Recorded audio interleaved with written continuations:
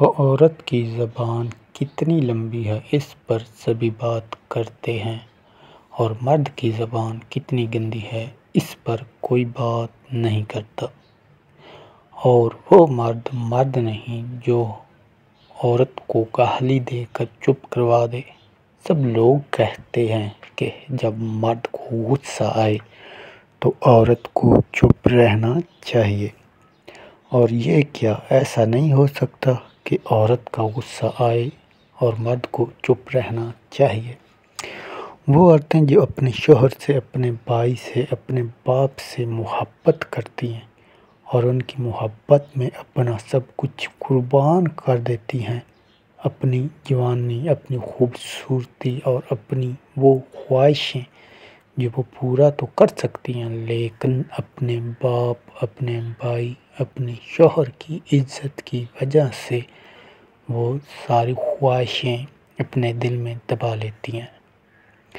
سلام ہے ان سب عورتوں کو جو شوہر کی گالیاں بھی برداشت کرتی ہیں، ابو کا غصہ بھی برداشت کرتی ہیں، بھائی کی ناراضگی بھی برداشت کرتی ہیں، لیکن پھر بھی ان سب کے لیے دعائیں کرتی ہیں، ان سب کے لیے اپنی خواہشیں ختم کر دیتی ہیں۔ عورت کے لیے تو جتنا لکھا جائے کم ہے، لیکن آپ لوگوں کے دل میں جو بھی عورت کی عزت میں، عورت کی قربانی کے بارے میں ہے، وہ سب لکھ کر کمنٹ کریں، اور آپ کا کمنٹ پڑھ کر ہمیں خوشی ہوگی۔ آج کا دن عورتوں کے لیے ہے۔ میں نے پہلے پوسٹ کی تھی مرد کے لیے، اور آج پوسٹ ہے عورتوں کے لیے۔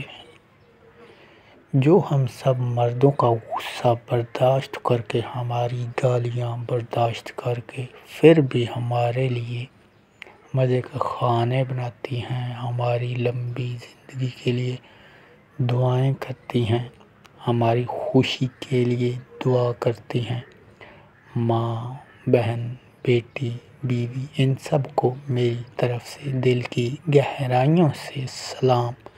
اللہ پاک سب نیک عورتوں کو اپنی رحمت کے سائے تلے جگہ دے اور ان کو ہر وہ خوشی دے جو یہ چاہتی ہیں۔ آمین یا رب العالمین۔